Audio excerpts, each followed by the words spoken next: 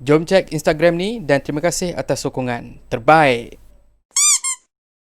Tuhan sengaja menduga kita di mana kesabaran. Assalamualaikum guys, welcome back. Minta maaf dah lama aku tak update. Ada rezeki yang tak dapat dielakkan.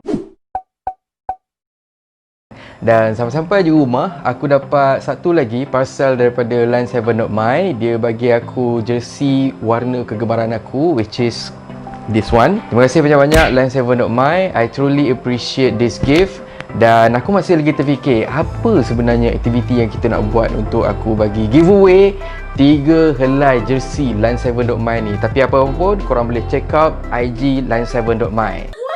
Alright, sebelum ni aku ada share mengenai kenyataan daripada Menteri Agama Datuk Seri Dr. Zulkifli Al-Bakri mengenai isu transgender, dan beliau memberikan kuasa penuh kepada JAWI untuk mengambil tindakan terhadap golongan ni, dan aku sebenarnya masih lagi menanti-nantikan on tak on. Dan baru-baru ni Sipun Elia telah pun membuat pengakuan berani mati dengan mengatakan bahawa badan dia dah tak berapa nak ori dan ibu bapanya menerima dia seadanya. Dan dia juga turut membuat kenyataan mengatakan yang sekiranya ada ustaz-ustaz yang ingin membimbingnya, bolehlah berbuat demikian dengan berjumpa dengannya dan bukan hanya menegur di media sosial. Rentetan daripada statement daripada Sipun terbabit, pendakwah selebriti Pius Said telah pun memuat naik satu status di media sosial miliknya dengan menjemput Sipun dan juga Sijut untuk bertemu dengannya di Ipoh.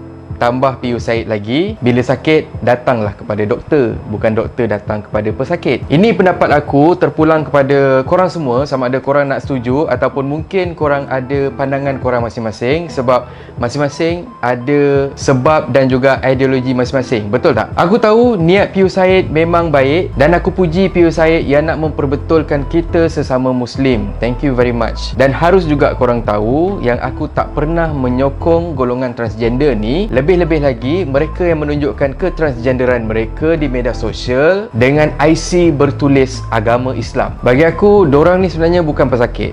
Mereka hanya tersalah langkah. Sebagai pendakwah yang nak menegakkan syiar Islam, besar pahalanya sekiranya kita yang berilmu tinggi dan pakar dalam bab-bab agama ni turun dan bantu insan-insan yang macam ni. Bagi aku, sekiranya kita sebagai seorang pendakwah dan kita mempunyai mindset bahawa mereka yang tersilap langkah ni sebagai seorang pesakit, aku rasa mindset macam ni mungkin kurang sesuai. Sedangkan Rasulullah SAW sanggup berkelana berminggu ataupun berbulan lamanya untuk pergi ke tempat yang belum menerima Islam ataupun mungkin terpesong daripada ajaran Islam. Sedangkan Khalifah Umar Al-Khattab sanggup untuk turun keluar ke kota dan berbakti kepada rakyatnya. Jadi aku rasa golongan transgender ni akan lebih terbuka untuk menerima nasihat dan insya-Allah mungkin terbuka untuk menerima hidayah daripada Allah Subhanahu Wa Taala sekiranya seorang pendakwah sanggup untuk turun berdakwah, sebagai contoh macam Tuan Abid Liu dan sebagainya. Dalam masa yang sama, aku juga harapkan dua usahawan kosmetik yang tersilap langkah dan juga golongan yang seumpamanya kembalilah ke jalan yang benar. Bergaullah dengan ahli agama dan yang penting